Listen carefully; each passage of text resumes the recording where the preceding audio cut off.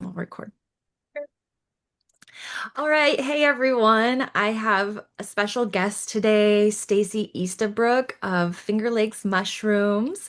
And I just want to make sure I have the gallery view on. Yep. So we're seeing each other here.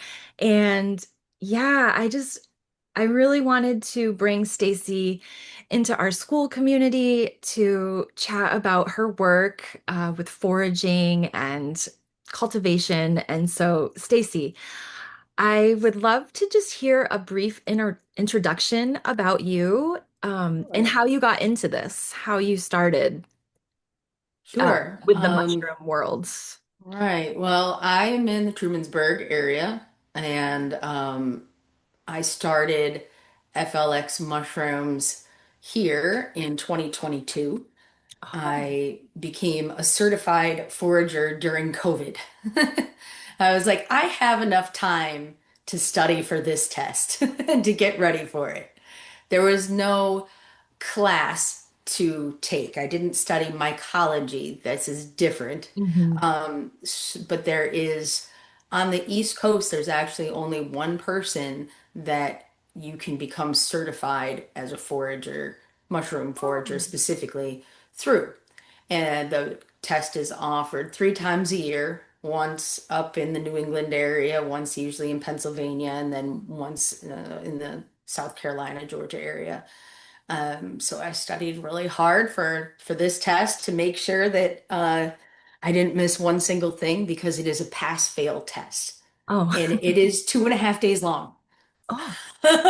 So that is a lot. I was nervous and I over prepared as I do for most things in life.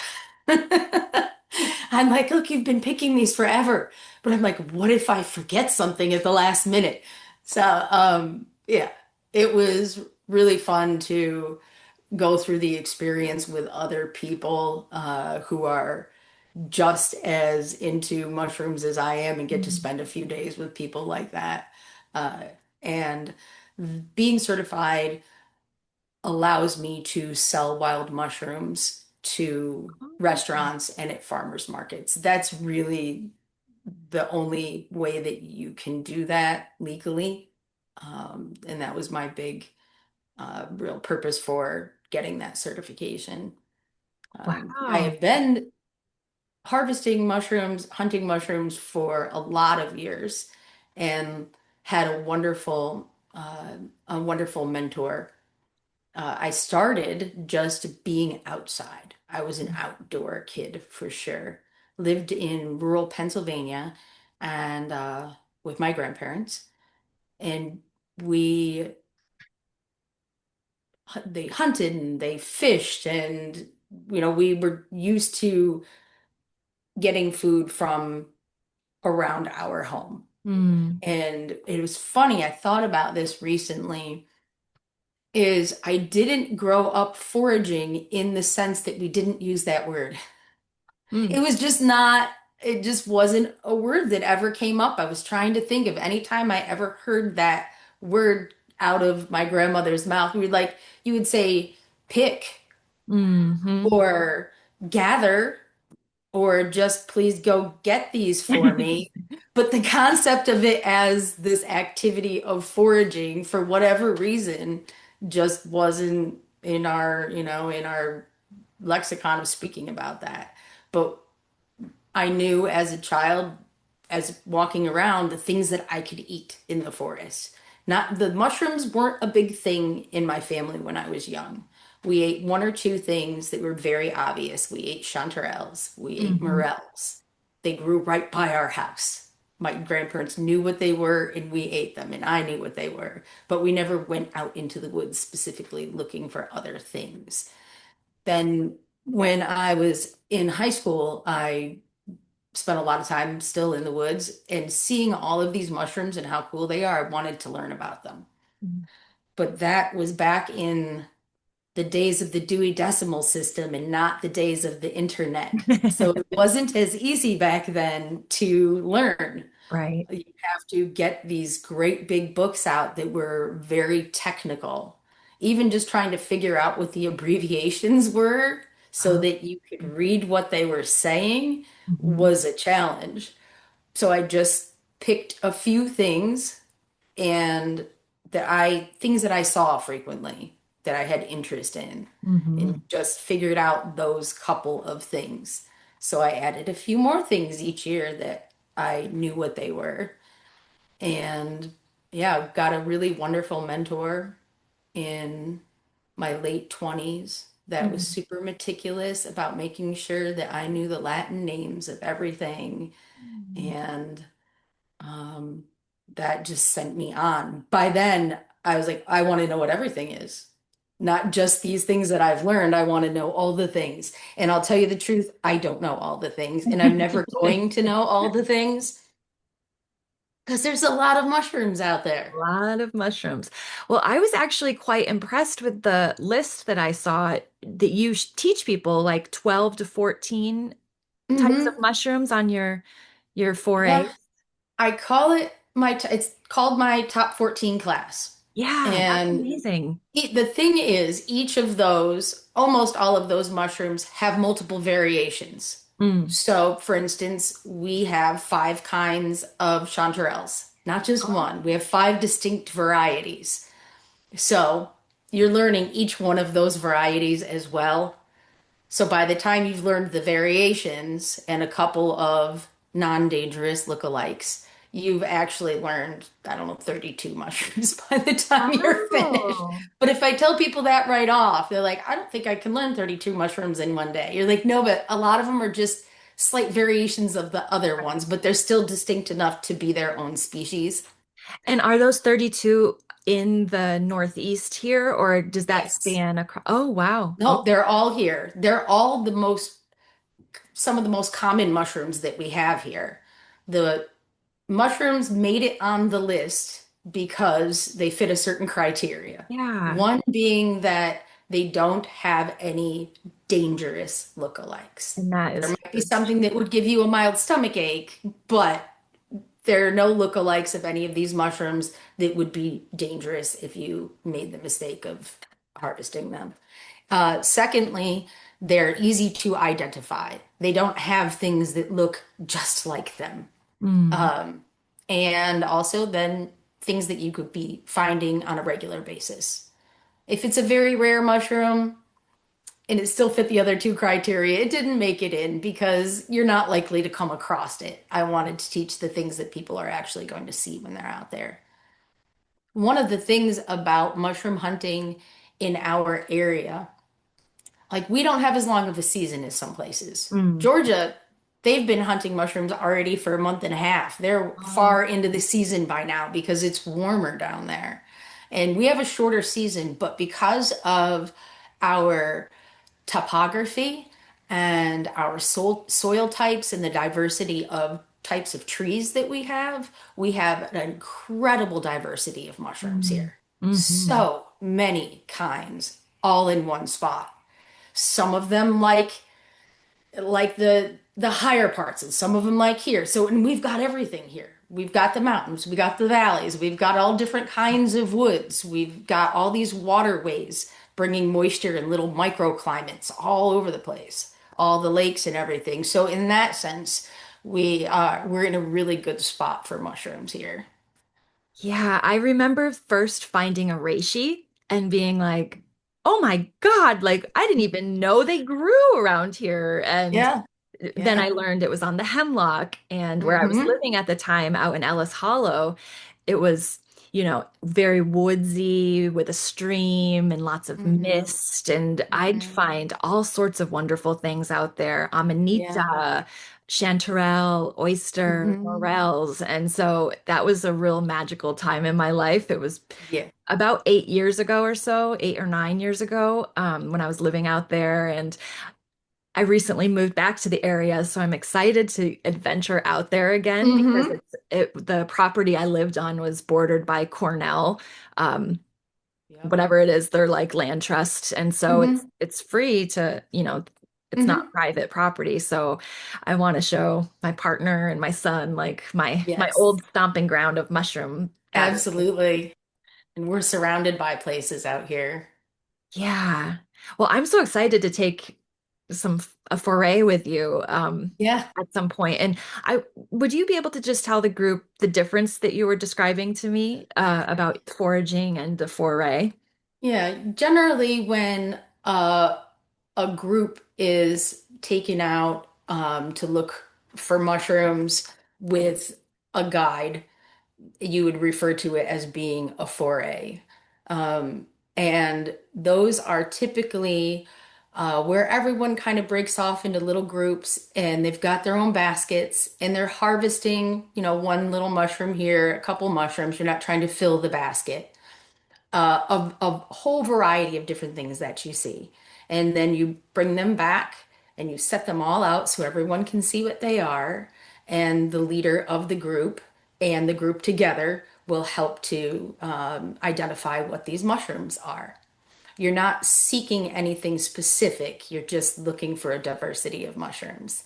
And foraging doesn't just refer to mushrooms, it's about all of the things that are out there. Foraging for fibers, like to make cordage, medicinal plants, medicinal mushrooms, food of all kinds. All of that is under the definition of foraging. Mm. And I take people out on foraging excursions. I refer to them, I use foray kind of interchangeably when I speak just to just because. But when we're heading out, it's a little bit different than the typical foray in that we are walking out into a landscape and we're looking at all the things that are out there. Usually, before we head out, we'll talk about the things that we're most likely to encounter at that time, because, of course, not everything is out there all at once. So we'll say these are the things that we're specifically looking for, and we'll walk the landscape together Mm. and talk as we're going along and looking at all the different plants and things that we see as we're going too. And looking at the landscape itself so that when they go out foraging, they have a little bit better of an understanding of how to look in that sense.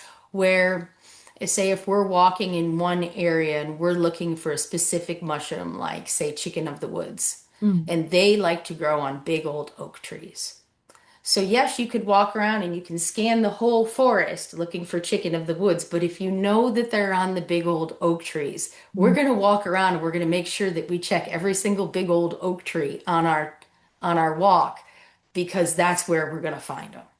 And you're getting a little bit more of a feeling of how to read the landscape depending on what it is that you're hoping to find. Mm.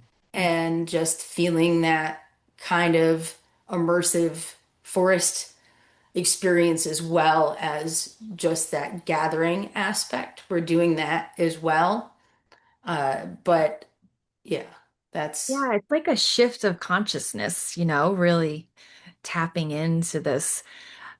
I kind of play with the idea that it's like an alternate reality you dip into when you get those it the is. mushrooms on the brain. And there was one time I was searching and searching for chaga, and Mm-hmm. I knew birch Mm-hmm. potentially would Yep. have some, and I'm out there. It's winter, so it's like the ideal time to harvest one. Sure. But I'm walking in the snow and I'm walking, walking, walking. And then something inside of me says, stop, turn around, go back and look Mhm. up. And I kid you not, there was my chaga that There it I had was. been. Yay. And I get these instincts sometimes. I'll be walking and I'm like, I just know they're here. Like I can feel it. I don't know what's here, but there is fungi here. I'm gonna find them today. Or sometimes I'll walk into the woods and I'll be like, I think we'll keep moving. I don't feel it. Yeah. I don't feel it Uh-huh. over here. Yeah, it's a feel. Was there any variety that you had that sort of triumphant moment with that you had been searching for a while and then found it? Hmm.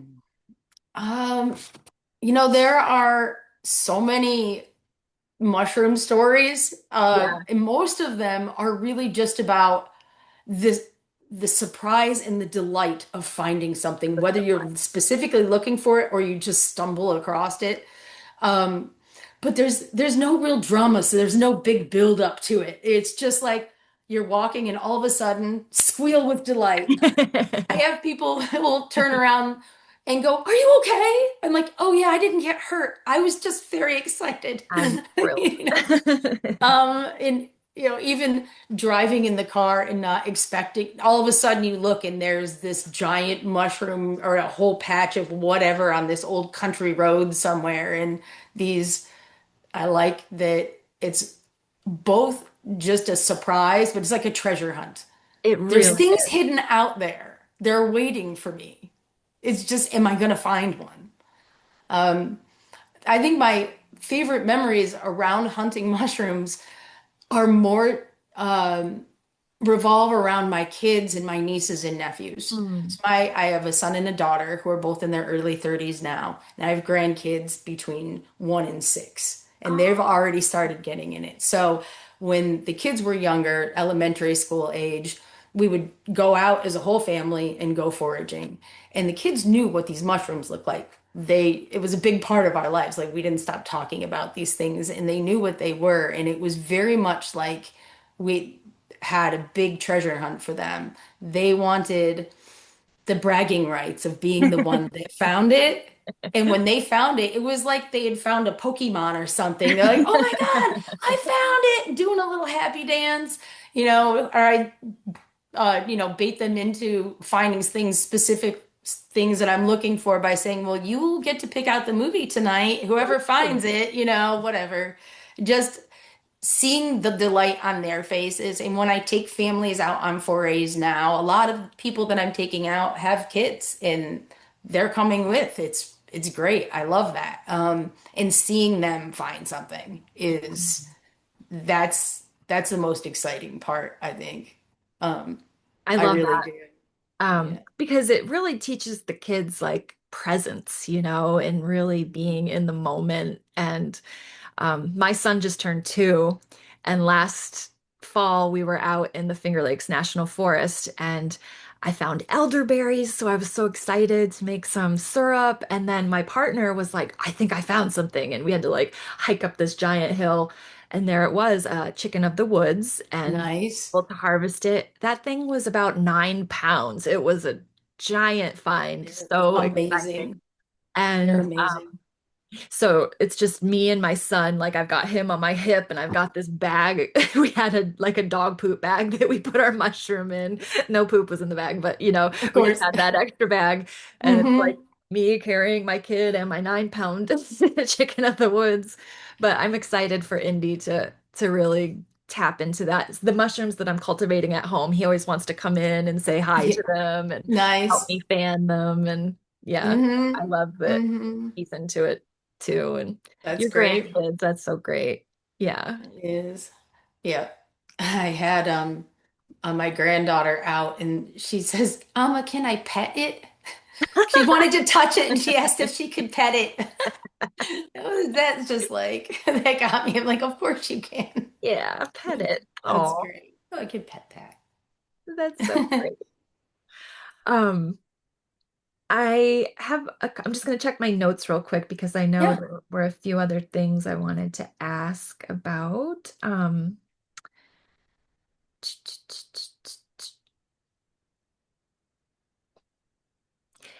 So I was going to say, did the foraging or cultivation come first for you? But hearing about the story from learning with your Yeah. parents, it was Yeah. ding. Yeah. Cultivation didn't come till later.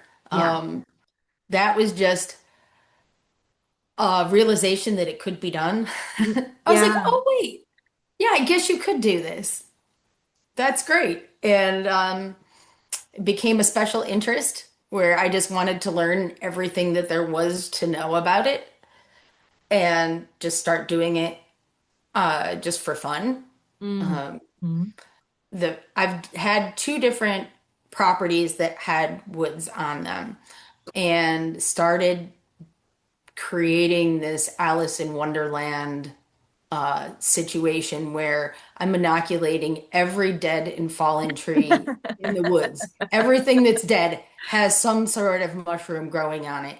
And there's patches on the ground where mushrooms are growing and just Wow. inoculating the woods. And I've been doing cultivation projects at people's homes the last 2 years. I've Oh, already got like three on the books this year. I'm so excited. So we make wine cap beds, the right in the garden giants. I'm sure you know what I they are. actually, I do not, I can picture them, but I don't know if They yeah. They look like a portobello with a red wine colored cap. Mm. They've Hmm. got a white, thick white stem and kind of grayish, light gray colored gills. And they're called garden giants, A, because they can grow enormous, like a very large portobello. They're really similar to a portobello. And they love to live in areas where there's mulch and shade. They love to live in people's gardens, but they won't be out in the big sunny spot. They'll be like in the area under the leafy vegetables because Mm. the leafy vegetables are providing them shade, or they'll be on the outskirts of things, or in the mulch around any plants around your house. There Yeah. is a wild variety that we have that grows more in the woods. But for cultivation, I usually recommend going with where you can buy already made spawn, Yeah. right? Yep. And Yep. these are just bigger. They've been bred to, they're cultivated, so Yeah. these are bigger than the ones that you usually find in the woods. And they're really easy to make. You're just doing a lasagna style garden. You've got some hay, you've got some wood chips, maybe a little sawdust, some leaves. That's what they like to live on anyway. Oh, And you're just layering them in with some spawn in between the layers and keeping it wet. And they grow prolifically. Like you will never be able to keep up on eating all of these mushrooms. And they um, put out a lot of spores. So they naturally just spread all over. If you put them in this garden, they're going to be in your other garden and maybe your neighbor's garden in a couple of years because you're welcome. yep, spores in the wind. They are probably the easiest mushroom to cultivate in our area. Oh, You don't have to use a drill or anything. hmm. After some time, the mulch straw bed will get kind of used up. Their food Yeah. source will get decomposed. And if they start to wane a little bit in their production, just give them a little bit more fresh mulch and hay, and you gave them enough food for another couple of years. Like that's it. Wow. If you like portobellos, then that's a really Yeah. easy mushroom to grow. Okay. I'm gonna look it So up because so yeah. we'll go and we'll install some beds, which is quite simple to do, and go out and look for things that are dead or falling over on their property. Drill holes all over the logs, stumps, whatever. Fill it with sawdust spawn, which Okay, that I was my buy. You question. know what? Yeah. Yeah, I use Okay. sawdust spawn. Yep. Um, and then put a little piece of wax on the outside of it just to protect it from the weather and from bugs eating the spawn. Oh, okay. And the wax, when the mushroom starts to come out the hole, it just pushes that little wax cap off the end. It's just a little boop of wax. Oh, And then those things that are already laying there, you don't even have to cut them up, are now fully inoculated with mushrooms. And if you that's want to cut things really into logs, we can fill logs too. That's fine. If you yeah. want your shiitakes, because shiitakes don't grow here. So you can't really put them on a tree here, but you can put them on a log. Right. So if So you want to grow shiitakes, then we will do some logs of the right, the white varieties. But having even a small amount of woods, you can really put a lot of stuff in there.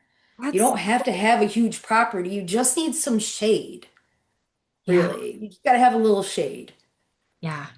With the logs, for people who don't have like big trees falling over or anything, doing a series of maybe 9, 10 logs of different varieties and leaning them up against the back of your garage, wherever it stays shady on whatever corner of your area, you can grow things there. You can make bags. I made these that looks like a small punching bag, and the fact that it's a poly tube, it's Uh-huh. tied off.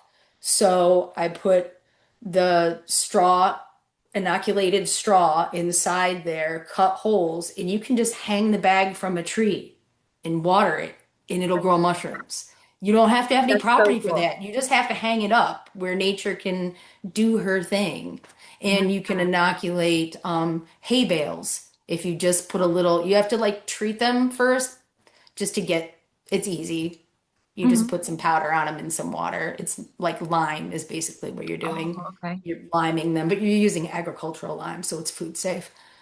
It's just bringing the pH of the straw down enough that the mushrooms will want to eat it, is essentially it. But yeah, it's called conditioning the bale. So you put a little lime powder and water on it. Then you kind of pry it open and stuff spawn and mush it back together and water it. Like anybody can grow mushrooms. Yeah. Anybody can.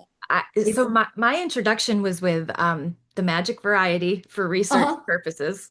Yes, I of always throw course. that in there. For Um, microscopy purposes only. Yes, that's okay. that's it.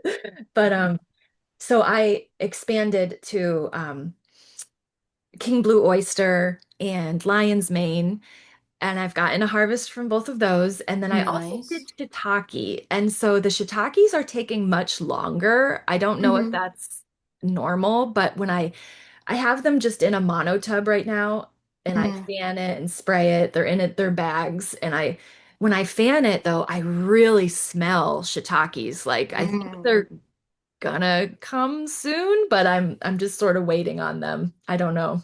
It was an experiment. So, Hmm. I adore shiitake mushrooms. I'll grow them even though I can go out and harvest all sorts of other things. I'll still grow them just because I really like them. the texture and the flavor Yeah, the yeah, texture and they do have a wonderful smell too, really I do. think. Yeah, I like them a lot. We don't have any wild varieties here. That's okay. Um, Do you know where they are wild or is they that? are Asiatic Yeah. mushrooms. Okay. Mm-hmm. So I don't know anywhere in the United States. Not Right. that I've ever really specifically researched that, but Yeah. not that I'm aware of.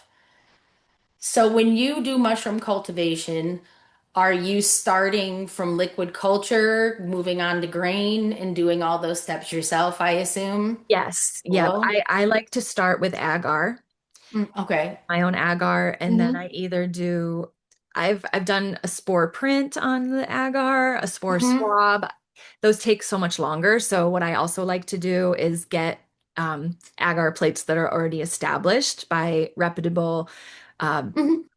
sources. I use a website called Spore Swaps, and they have a bunch of vendors on there with Cool. um, they have strains for research, they have edibles, they have functional, all sorts of mushrooms. And so then yeah, I've been showing the people in the class like how to take the transfer from your agar to the grain, and then Hmm. also I do use liquid culture sometimes, but yeah, but I try to always put it on the agar first to make sure I've got a clean culture Yes. because Yeah, I do I've that too. made Well, the I'll mistake. usually take the Yeah. syringe and make a whole bunch of agar plates just to Yeah. stretch it, you Yes. know, make more. Exactly. But yeah, that's great. Yeah. And Oh, very so nice. so in the past I would just use a monotub and make the substrate right in the bottom. But with learning about the uh, oysters, they don't quite like to grow that way. And so that's Mm. when I explored with the bags. And so I, punched all the holes Yeah. in the bags and I set up we had a guest bathroom. I recently had to dismantle it because I had a guest and I was like, well, this is your shower, but it's also my mushroom chamber. So I just put everything in tubs for the time being Funny. for the week. Um, but yeah, it was just so exciting, like to see how fast the oysters grow too, like Hmm. doubling in Oh yeah. size each day. Yeah, they do grow Um, fast. the lion's mane is Um, coming on now, and I'm just in oh cool. a second flush, yeah, Hmm. of the oysters. So Yeah, not a lot of edible mushrooms really like to grow in the tub format. yeah. Only like the kind of button mushroom type family. Does not a Um, lot of them like to grow on the ground like that, that I'm aware of. Usually for cultivation, I'm doing more of things on wood, mhm. um, like in any sort of indoor cultivation. Yep. I keep it, I'll bring a log inside and put it in my bathtub. Yep, see, that's what Legit. I'm And I'm saying. like, These. sure, let's fruit in here. Go ahead. Um, but inside stuff, you're doing tubs, but I don't really do as much of that. I was just gonna say something, but it escapes me. Oh, about taking the wild mushrooms and bringing them in for cultivation. Have Oh, you? So you no. can obviously put a mushroom on agar plate and like get the spores on, put the spores on the plate. But the thing is, the outside of the mushroom, whatever its pore surface, its gills or whatever are, they've been exposed to the air. So they're not clean. They Mhm. have other things. They have tons of environmental contaminants on the outside of the mushroom, and that includes the spores that are dropping down. So Right. every time I have done that, I've ended up with contaminated plates. And you got to clean your plate and clean your plate and do it over again. And it's just such a pain Right. in the butt. Um, a number of years ago, though, I realized I don't remember who taught me this, that instead of using something from the outside or from the spores, you carefully take the mushroom home whole in a sterile environment, in your box or your flow hood or It's whatever, in still your hair sterile hard. environment with your sterilized little scalpel. You cut the mushroom open and take a tiny flick from the inside of the mushroom where it is not contaminated and put that on your plate. Yes. Then you can grow the mushrooms that are near your home. That's Pretty cool. so cool. So when I learned this technique through the other variety, not something I Hmm. was already cultivating and I wanted to get like the most beautiful one, I thought, I was like, oh, maybe I can Yes. clone this and keep it Yeah. going, this beautiful Right. one. But you're kind of blowing my mind with the idea of doing it with the wild ones. I didn't even think about that. Hmm. Wow. Well, I mean, even the mushrooms you're speaking of, sometimes you'll want to print something, and even though they've been in your Yeah. box and they're not out in nature, they're still going to be contaminated. So if you want to do Yeah. it, cut it open and take a piece of the inside and put it on your plate, and you're going to have much, much less contamination. Contamination is the worst part about growing mushrooms. Oh, The thing is, when you're growing outdoors, you don't have to worry about it. that's true. Your The tubs get elements. contaminated. They get trick and all, Yeah. all weird colors growing on things. That's not a concern when you grow them outside. And that's such a relief, really. I had some jars the other day and I shook them up and I just saw all this like dark coloring. And I was like, is this trichoderma? No. And Hmm. it was just bruised, I realized, Oh. and I was like, okay, I bruised it from shaking it up too much. No problem. But there's that differentiation too. If it was Mhm. trichoderma, you could take a Q-tip or something and see if it like the powder comes off on to the Right. cotton and then for sure. But you don't want to be breathing that in or opening it Hmm. in your room or near anything else because it can just, Right. take over. But weirdly enough, when so I get the trichoderma and stuff when I grow in monotubs. Hmm. Like it'll cover the whole surface. And I don't know if this has been your experience too, when you grow mushrooms on a block, right? On a sawdust block. Hmm. I don't ever get trichoderma on those. Why Oh, not? It's the same thing. It's CVG, yeah, right? That yeah. it's just it's in a tub in one form or it's in a block on the other form.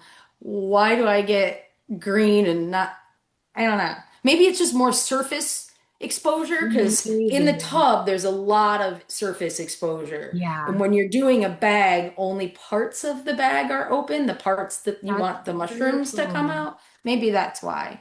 I just never thought about the fact that I don't get that on blocks. I only get it in tubs. Yeah, and maybe that's why people seem to be preferring the blocks these days. I'm seeing it more and more. Yeah. Hmm. That's interesting. Interesting. Yeah. Anyway. Yeah, I know.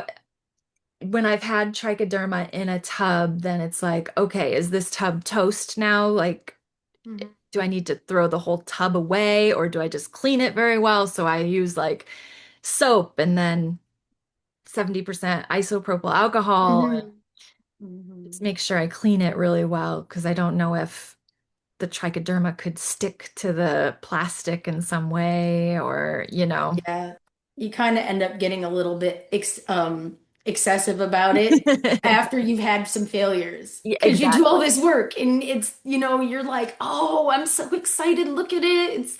It's gonna go. And then it turns green. And it's such a big disappointment that you're like, okay, that's not gonna happen to me next time. Next time I'm gonna do A, B, and C. So you just kind of naturally step up your game to avoid disappointment. Totally. It's such a passion project because I've had those moments too where I'm like, oh my God, I'm giving up. And then like a few weeks later or something, well, maybe I'll just try again, you For know? the first year or so that I was teaching myself to do cultivation, a lot of it's trial and error. I had made a mono tub out of with putting a big clear Rubbermaid tote thing, Hmm. right, for laundry or whatever, storage, and put two holes in it, big enough for my arms to go through, and then long dish gloves in the holes taped off. So I could sterilize the inside of the tub, put the items I need to work with inside the tub, stick my arms through and do it. You've probably used one of those before, right? Yes, I did. I haven't used the glove technique, but I think that that is like the way really to keep it There's no airflow once exactly. that's sealed. Yeah. And so I was working with that and I was still having some contamination issues and finally built a homemade flow hood. Oh, awesome. Was like made out of plexiglass and, some plywood with a little fan on top. And then I just had to buy the HEPA filter. Uh-huh. Those are expensive. They're like a couple $100. But the rest of it was literally just used stuff that was Wow. around. I got a piece of plexiglass, but it wasn't that expensive to make other than just buying the filter itself. Wow. And once I got that, then I didn't really have much problems That's with. that's They so work inspiring. so well. They work so well. But to just buy one is a big Yes, investment it if is. you know somebody handy or just bold enough to think that they could try to make one. It's not that hard. Oh, I'm gonna talk to my partner. He's got the Right? tools. Yeah, because I think that would really help me out, obviously. But that you're inspiring me right now. That's my next step in my mushroom cultivation Mhm. journey is getting the flow hood because yeah, the still air box is like cramped, a lot of time. Mhm. You're- But for your average person, just buying spawn off, Field and Forest or More Exactly. Spore or whatever North place, four it is just great. shows up at your house and it's perfect. You can Yeah, just use it. And there's such a wide variety of things that you can get now. truly. That's it really makes it super accessible for people that you don't have to sterilize things in a pressure canner. You don't have to have a box or a hood or anything. You can just go from that step on, and that's amazing. I love that.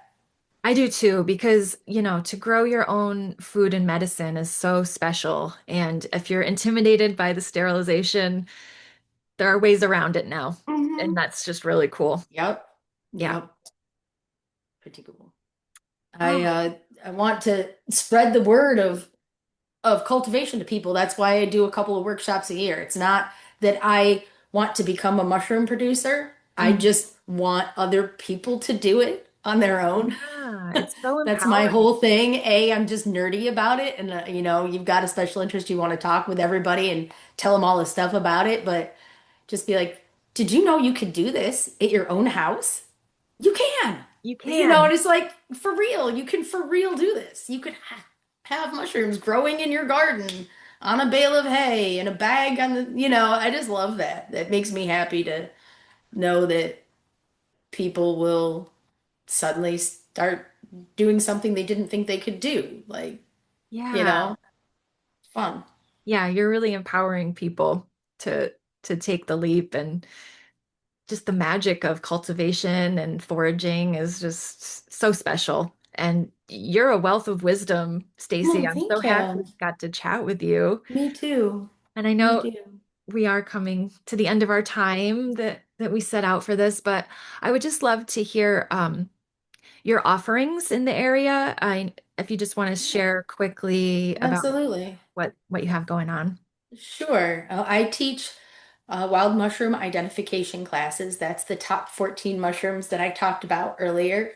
So it's a very good overview of foraging and anatomy and of mushrooms and sustainability, and then really in depth on this select group of mushrooms so that when you leave, you really know everything that there is to know about those. That's the point, is not just to get you to be excited and want to know more, but to walk out the door knowing how to forage for these mushrooms confidently, how to prepare them, how to preserve them, all that sort of stuff.